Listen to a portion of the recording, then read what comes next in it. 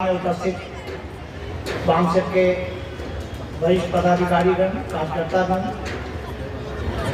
पूरे देश से इस समारोह में शिरकत कर रहे माताएं, बहनें और प्रबुद्ध जन, जैसा कि आप सब अवगत हैं, वामसेप के कितने कार्यक्रम में भी आप लोगों में शामिल हुए होंगे और होते रहते हैं। तो सब लोग प्रबुद्ध हैं और जो आज का विषय है, मैं सीधे विषय पर ही आऊँगा क्योंकि समय भी काफ़ी हो चुका है और हमारे विद्वान जनों ने बाबा साहब डॉक्टर अम्बेडकर, ज्योतिबा फूले की जो विचारधारा है, उससे कैसे मानवीय मूल्यों को बचाया जा सकता है, उस पर प्रकाश डाला। फूले अम्बेडकरी विचारधारा से ही बहुजन समाज में मानवीय मूल्यों की स्थापना की जा सकती है, जो आज का जो टॉपिक है। लेकिन सबसे जो महत्वपूर्ण बात है, जो समझने वाली बात यह है कि आज़ादी के 78 साल बाद या वामसेप के जो मैं आज़ादी के बाद इसलिए कर रहा हूँ कि राजनीतिक लोकतंत्र, ऐसा मान लिया जाता है कि राजनीतिक लोकतंत्र पूर्ण रूप से है, लेकिन मैं ये मानता हूँ कि राजनीतिक लोकतंत्र, सामाजिक लोकतंत्र, आर्थिक लोकतंत्र, सांस्कृतिक लोकतंत्र वो तो बिल्कुल नगण्य है, लेकिन जो राजनीतिक लोकतंत्र है वो भी हमें अभी पूरा नहीं मिल पाया। जो आज़ादी है, जिसका जश्न भी मनाया जाता है, उस जश्न में शामिल होने लायक जो बहुजन समाज है, वो ठीक है, हम एक इमोशनल देशभक्ति और तमाम चीज़ों को ध्यान में रखकर करते हैं, लेकिन अगर सामाजिक रूप से देखें तो अभी उस पर इस देश में राजनीतिक लोकतंत्र भी पूरी तरह से नहीं है। मैं ऐसा इसलिए बोल रहा हूँ कि अगर आरक्षण से, जो आरक्षित सीटों से बाबा साहब डॉक्टर अम्बेडकर का अगर पुनः पैक्ट में डायरेक्ट, मैं जस्ट रेफरेंस दे रहा हूँ, आप सब लोग समझ रहे हैं मैं क्या कहना चाह रहा हूँ, कि जो हमारे लोग जो जीत कर आते हैं संसद में, विधानसभा में, क्या वो हमारी बात वहाँ कर रहे हैं? बाबा साहब को तो यही गर्व था, इसी वजह से वो सेपरेट इलेक्टोरेट की बात कर रहे थे और जिसको रोकने के लिए तमाम महात्मा गांधी जी अनशन पे बैठे और उसके बाद क्या हुआ, आप सब लोग अवगत हैं। तो जो लोग, आप शायद मैं थोड़ा राजनीतिक बात कर रहा हूँ, लेकिन मैं एक प्रश्न खड़ा करना चाहता हूँ कि क्या वो हमारी बात उठा रहे हैं, नहीं उठा रहे हैं? तो जब हमारी बात को वो उठा नहीं रहे हैं संसद में या विधानसभा में, तो हमारे जो मानवीय मूल्यों का जो हनन हो रहा है, मानवीय मूल्यों की बात जब हम कर रहे हैं तो सबसे पहले हमें ये देखना पड़ेगा कि कितना मानवीय मूल्यों का हनन होता है। आप जब घर से बाहर निकलते हैं, दफ्तर जाते हैं या अपने काम पे जाते हैं, हर जगह पे, हर कदम पे आपका मानवीय मूल्य का हनन होता है। जैसा कि झली साहब अपने संबोधन में महात्मा ज्योतिबा फूले के, मैंने उस बात पे कभी गौर नहीं किया था, आज ही मैंने गौर किया कि जो उनका जो फोटो में आप देख रहे हैं कि जो पगड़ी है, वो पगड़ी उस समय मैं तो सोचा कि महाराष्ट्र की पगड़ी होती होगी, जबकि मैं मानता हूँ कि बाबा साहब डॉक्टर अम्बेडकर फूले का बहुत गहन अध्ययन मैं कर रहा हूँ, लेकिन इसलिए अध्ययन कभी पूरी नहीं होती है।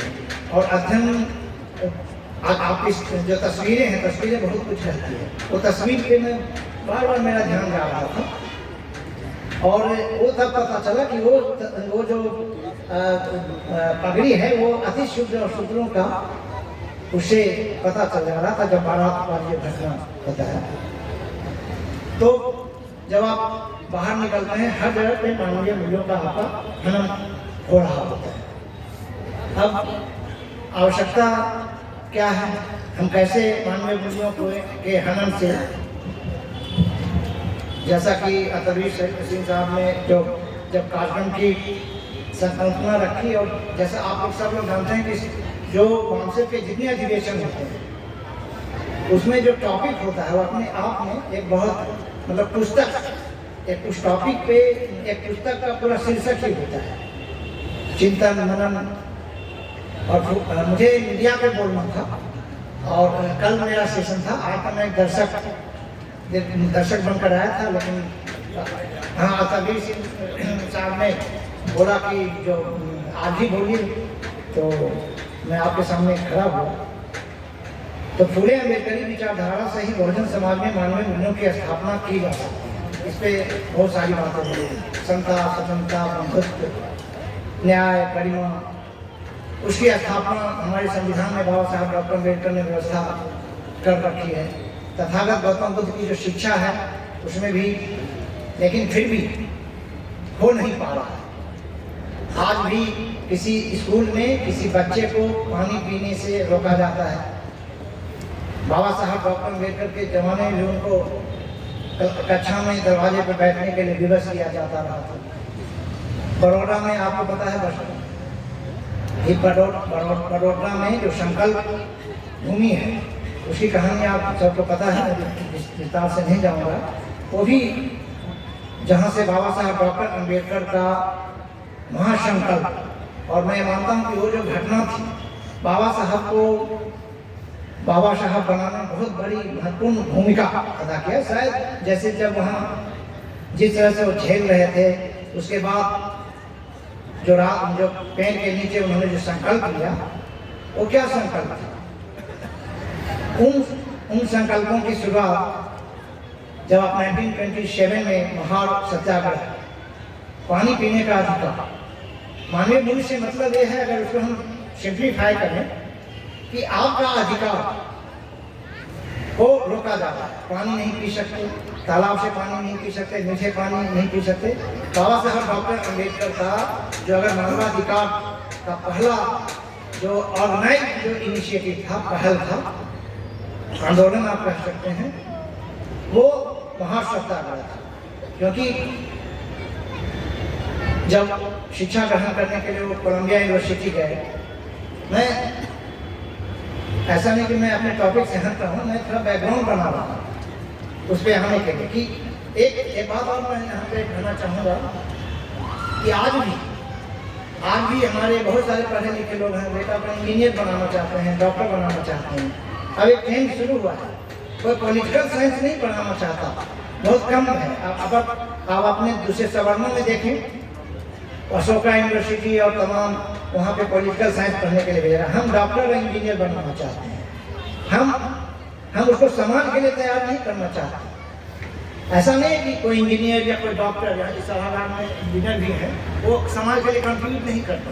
लेकिन मेरा ये कहने का मतलब कि वो ये बिल्कुल एक सेफ्टी, वो चाहते हैं कि उनका जो है संघर्ष का रास्ता बिल्कुल नहीं हो। वो अलग है कि बाबा साहब का साहित्य पढ़ करके या बाबा साहब के आंदोलन से, खासकर महाराष्ट्र और पूरे देश में बहुत सारे इंजीनियर अच्छा काम कर रहे हैं। हमारे इंजीनियर साहब जो EIL में हैं, अपने आज ही हमारी बहुत दिनों बाद मुलाकात हुई, मीडिया साहब बैठे हैं, और तमाम जो राजू कामले जी जो अमेरिकन इंटरनेशनल मिशन और मैं चलाते थे, तमाम ऐसे लोग हैं। लेकिन मैं दूसरी ओर ध्यान दिलाना चाहता हूँ कि कोई पॉलिटिकल साइंस, इकोनॉमिक्स या सोशल साइंस विदेश में जा कर के पढ़ना, उस जमाने में जब बाबा साहब डॉक्टर अम्बेडकर जुलाई में 1912 में जब कोलंबिया यूनिवर्सिटी पढ़ने गए थे, तो हमें प्रबुद्ध नागरिक के तौर पर, प्रबुद्ध समाज के एक बौद्धिक चिंतक के तौर पर इस ओर भी ध्यान देना चाहिए। तब जाकर के हम बाबा साहब डॉक्टर अम्बेडकर, महात्मा ज्योतिबा फूले या मान्यवर कांशीराम जी, जैसा कि झली साहब ने कहा कि हमें इस सभागार से ऐसे लोग कुछ निकालना। ग्रेजुएशन का ये जो तात्पर्य होता है कि हमें कैटेगराइज करना, मिशनरी लोगों को तैयार करना और निकालना। तो मेरा कहने का तात्पर्य है कि शिक्षा जैसा बाबा साहब डॉक्टर अम्बेडकर ने कहा है कि शिक्षा शेरनी का दूध है, जो पिएगा वो धारेगा। और ये सही है कि हमारे पास संसाधन नहीं है, धन नहीं है, हम लड़ाई लड़ रहे हैं। आज इसके पहले का जो सत्र था उसी पर समर्पित था। लेकिन संसाधन हमारे पास अभी आने वाला भी नहीं है। इस बात को भी अभी हमें समझना चाहिए। तो शिक्षा जो है उसको हमें शिक्षा की ओर अपने परिवार को तो हम ले ही आते हैं। अगर मान लीजिए मैं दिल्ली में आ रहा हूँ, हमारा परिवार बच्चे पढ़ रहे हैं, लेकिन हमारा क्या कर्तव्य है कि हम अपने परिवार और समाज के लोगों को भी शिक्षा की ओर लाएं। और इसमें जो मैं देखता हूँ जिस स्तर पर होना चाहिए बुद्धिजीवी या बौद्धिक या मिशनरी लोग भी नहीं कर पाते। तो उस और जब तक वो नहीं होगा तो मानवीय मूल्य का आप मूल्यों का हनन होता रहेगा, आप अभिशप्त रहेंगे। जब जाति पाति तोरक मंडल ने बाबा साहब डॉक्टर अम्बेडकर को इन्वाइट किया था भाषण देने के लिए, जो कि एनिहिलेशन ऑफ कास्ट जाति का विनाश जो किताब आप लोगों के सामने है, जो बाबा साहब ने किताब उसी भाषण को किताब के तौर पर प्रस्तुत किया, जाति का विनाश। तो जाति विहीन समाज की स्थापना के बिना आप एक ऐसे समाज की संकल्पना नहीं कर सकते जिसमें मूल्यों का हनन न हो। वो एक आदर्श बात होती रहेगी। इसलिए और बाबा साहब डॉक्टर अम्बेडकर और फूले के विचारधारा को आत्मसात करना, जैसा देखिए हमारे बहुत ईमानदारी से स्वीकार किया कि बहुत मुश्किल होता है। मैं भी इस बात को स्वीकार करना चाहूँगा। मैंने विवाह में बिल्कुल साइंटिफिक सारा हो गया था, लेकिन हम पूरे परिवार को नहीं कर पाते और हमें कई बार उस समारोह में शामिल होना पड़ता है जहाँ पे ब्राह्मणिकल रिचुअल्स होते हैं, क्योंकि एक सामाजिक प्राण है। या तो आप माननीय कांशीराम साहब बने, घर जिनका कोई अकाउंट नहीं है, घर छोड़कर तब आप कर सकते हैं, लेकिन अब सामाजिक जीवन में उपासक के तौर पर बुद्धिस्ट धर्म को अपनाते हुए भी आप वो नहीं कर पाते। वो एक है आदर्श स्थिति में हम नहीं पहुंच पाते हैं और ईमानदारी से इस बात को स्वीकार करना चाहिए। इसमें कोई वो नहीं है। हालांकि बहुत सारे लोग इसको क्रिटिसाइज भी करते हैं कि जब अपने घर को आप नहीं सही कर पा रहे हैं तो आप समाज और देश समाज में आप क्या करेंगे। इस तरह की उलझनें आती है और खासकर इसमें मैं महिलाओं, माताओं और बहनों का ध्यान आकृष्ट करना चाहूँगा। मैंने ऐसे बहुत सारे बहनें और माताएं देखे हैं जो 100% बुद्धिस्ट है, लेकिन करवा चौथ करेंगे 100% बुद्धिस्ट है, कहीं से भी वो नहीं है, लेकिन करवा चौथ जरूर करेंगे। पति को किसी तरह राजी करेंगे कि आप जल्दी घर आ जाना, और क्या होता है उसमें कोई ब्राह्मण तो है नहीं।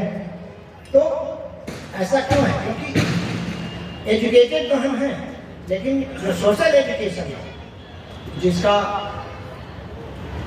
जिसके लिए वामसे लगातार काम करती है, और मैं वामसे के बहुत महाधिवेशनों में पहले भी जाता रहा हूँ। आप शिक्षित हैं, लेकिन जब तक आपके पास सोशल एजुकेशन नहीं है तब तक आप बाबा साहब डॉक्टर अम्बेडकर और फूले के विचारधारा को पूरी तरह से आप न तो आप अंगीकार कर पाते हैं, न उसका उपयोग कर पाते हैं।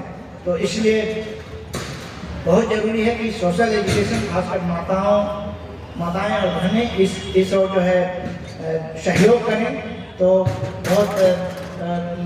बहुत जल्दी जो है इसके अच्छे परिणाम आ सकते हैं।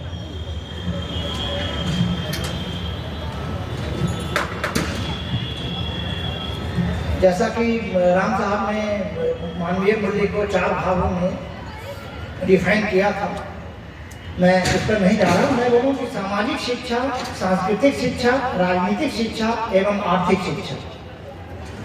हम लोकतंत्र की ही बात करते हैं तो सांस्कृतिक लोकतंत्र की बात भूल जाते हैं। सांस्कृतिक लोकतंत्र क्या है? सांस्कृतिक लोकतंत्र ये है कि जब हम जिस धर्म को स्वीकार करना चाहें, जिस रिचुअल्स को स्वीकार करना चाहें, उसमें कोई बाधा न पहुंचे, तो उस पर भी काफ़ी काम करने की आवश्यकता है, तब हम मानवीय मूल्यों का हनन रोक सकते हैं। और एक बात आपने देखा होगा, बहुत सारे अखबारों में अक्सर आता है इंडेक्स, ह्यूमन वैल्यू इंडेक्स।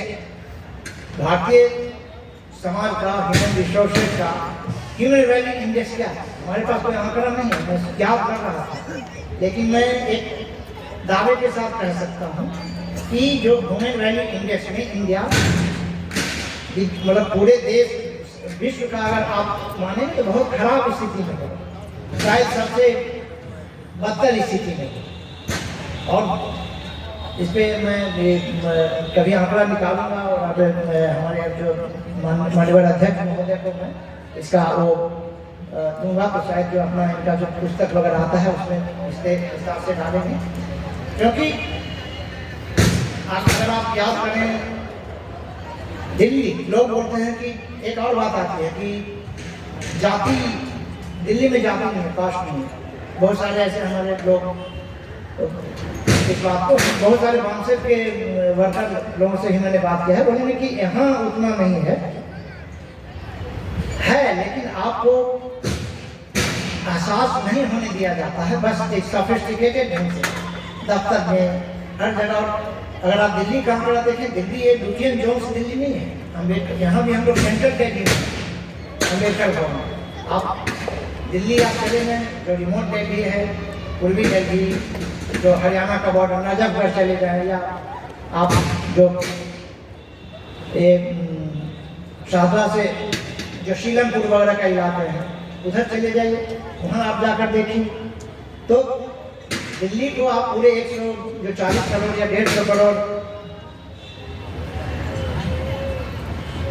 जो दिल्ली की जो आबादी है उसकी उस आबादी में जितने लोगों का अब अगर आप ह्यूमन वैल्यू इंडेक्स डालें तो यहाँ भी बहुत खराब स्थिति में निकलेगी।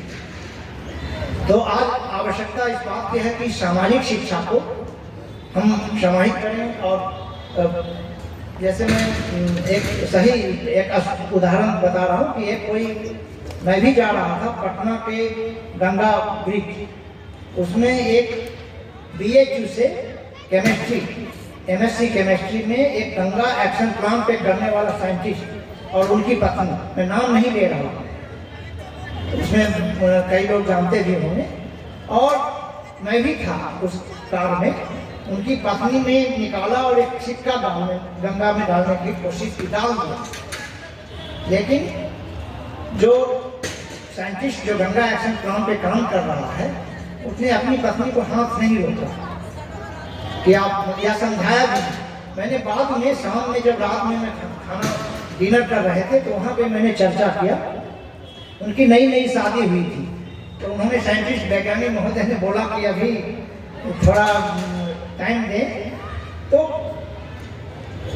और उसके बाद उन्होंने बोला कि मैं तो अगर माता जी में ही डालेंगे तो मैं नहीं रोकूंगा। वो अपने ही बहुजन समाज से थे, OBC समुदाय से। तो सामाजिक मतलब आप सारा चीज जान रहे हैं, लेकिन आपके पास सोशल एजुकेशन की कमी की वजह से आप उसको रोक नहीं पा रहे हैं। तो ऐसे में कैसे मानवीय मूल्य के हनन को आप रोक पाएंगे? बिल्कुल नहीं रोक पाएंगे। और बाबा साहब डॉक्टर अम्बेडकर का जो रचना संसार है, आप जाति का विनाश से लेकर और तमाम जो उनकी पुस्तकें हैं, और उसमें अगर आप देखें कि बाबा साहब डॉक्टर अम्बेडकर ने, जल्दी साहब ने सही कहा और मैंने उस पॉइंट को नोट किया, एक पैकेट में रखना चाहिए लिखकर कि बाबा साहब डॉक्टर अम्बेडकर ने क्या क्या जानते हैं सब हैं, लेकिन एक बार सुबह जैसे बल्ब जो होता है ना, एक बार निकाल करके देख कि भाई क्या क्या किया उन्होंने और कितने संघर्ष किया। और त्याग, संघर्ष की तो बात अलग है, त्याग किया। उनके बच्चे तक मैंने देखा, रमाबाई, आप सब लोग परिचित हैं कि जो मेकिंग ऑफ द बाबा साहब डॉक्टर अम्बेडकर में बोलता हूँ कई बार कि रमाबाई का कितना बड़ा योगदान है उनके बाबा साहब डॉक्टर अम्बेडकर के प्रशांति के निर्माण में। तो और महात्मा ज्योतिबा फुले की जो गुलामगिरी है, या महात्मा ज्योतिबा फुले के जो किसान का कोड़ा है, जिसमें आर्थिक शोषण की बातें की गई है, तो उनकी जो साहित्य है गुलामगिरी, सब लोग प्रबुद्ध लोग हैं, होता है घर पे रखा होता है लेकिन पढ़ते नहीं। तो अगर आप चाहते हैं कि बाबा साहब डॉक्टर अम्बेडकर की विचारधारा बहुजन समाज में मानवीय मूल्यों की स्थापना का मार्ग प्रशस्त हो, तो इसके लिए आवश्यकता है कि बाबा साहब के, महात्मा ज्योतिबा फूले के, तथागत गौतम बुद्ध की शिक्षाओं को कैप्सूल के तौर पर हमसे वो काम करती है। मुझे पता है 2-2 पेज की, 4-4 पेज की वो निकाल करके लोगों में वो किया जाता है, और उसके बाद ही हम खुद भी समझ सकते हैं और जो समाज के जो दूसरे लोग हैं। एक और बहुत महत्वपूर्ण बात है कि हम मानवाधिकार की बात बहुत करते हैं, लेकिन दूसरों के अधिकार के प्रति सम्मान की भावना का बहुत अभाव है। ये ब्राह्मणवादी जो मनुवादी व्यवस्था है, जातिवादी व्यवस्था में, इसमें तो है।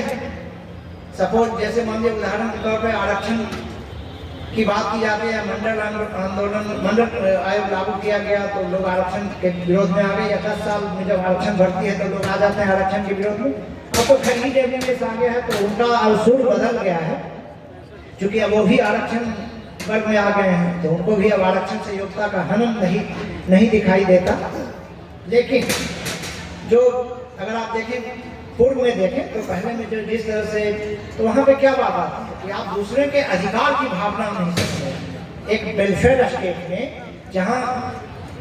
जहाँ की एक ऐसे समुदाय, एक ऐसा वर्ग जिसको कि सदियों से पीछे छोड़ा गया, उनके लिए एक विशेष व्यवस्था होती है और आप उसके विरोध में आ जाते हैं। तो भारत के प्रत्येक नागरिक को, खासकर हमारे समाज के प्रत्येक नागरिक को भी दूसरों के अधिकार की भावना का सम्मान करना सीखना चाहिए। मैं ये बात इसलिए भी कह रहा हूँ कि जैसे आज बात चल रही थी, बहुत सारे संगठन हो जाते हैं, तमाम हम 4 लोग अगर कोई काम शुरू करते हैं गांव में भी, फिर उसके बाद अलग है, वो अच्छी बात है। वो उसका एक कारण है कि डेमोक्रेटाइजेशन ऑफ द सोसाइटी में, खासकर जो एंथ्रोपोलॉजिकल रीजन है कि जब कोई व्यक्ति सदियों से उपेक्षित है और वो जब आगे आता है तो हर व्यक्ति नेता बनना चाहता है, इसमें कोई बुरी बात नहीं। लेकिन वैसे में भी दूसरों के अधिकार की भावना, दूसरों के अधिकार का सम्मान करना सीखना बहुत आवश्यक है। संगठन में भी वही संगठन अच्छा चल पाता है जहाँ भी मान लीजिए कि अध्यक्ष महोदय, महासचिव के अधिकार का सम्मान करें, या कोई संगठन मंत्री हैं उनका सम्मान किया जाए, या जो कार्य करता है उसके अधिकार का सम्मान किया जाए। तो हमें प्रत्येक व्यक्ति को ये संकल्प लेना चाहिए। बात बहुत छोटी है लेकिन बात बहुत बड़ी भी है, और उसको हम अपने परिवार में भी उतारें तो एक सम्यक परिवार, सम्यक समाज, सम्यक देश की संकल्पना को भी हम साकार कर सकते हैं, जिसका सपना बाबा साहब डॉक्टर अम्बेडकर और महात्मा ज्योतिबा फूले और तथागत गौतम बुद्ध की जो शिक्षाएं हैं उसमें भी मिलती है। मैं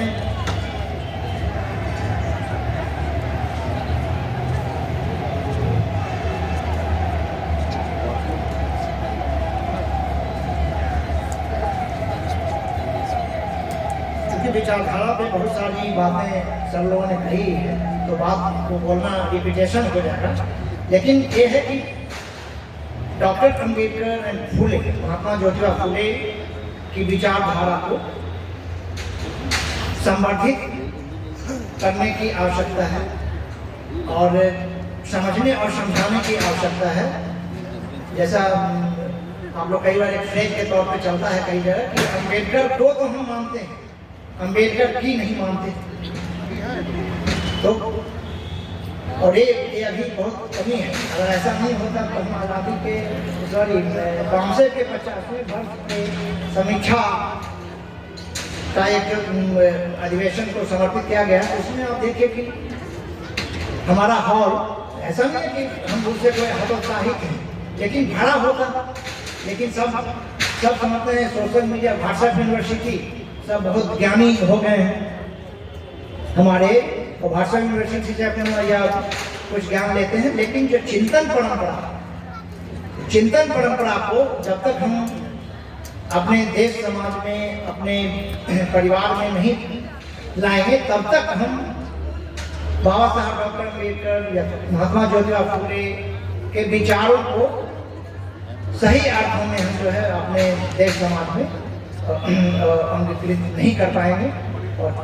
और ऐसा नहीं होने के बाद जाति विहीन समाज की संकल्पना जो है वो भी कम नहीं होगा, पूरा नहीं हो पाएगा। और फिर हम एक ऐसे समाज की संकल्पना जो कर रहे हैं जिसमें कि मानवीय मूल्यों का हनन न हो, वो होना भी बहुत मुश्किल प्रतीत होता है।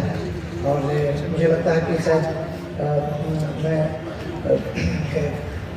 अपनी बात को आप लोगों को प्रेषित करने में सफल रहा या सफल रहा। और मैं बहुत बहुत साधुवाद देता हूँ माननीय अतरवीर सिंह साहब को। इनका 2 महीने पहले फ़ोन आया था और उन्होंने मुझे कार्यक्रम की याद दिलाई थी। और आज मैं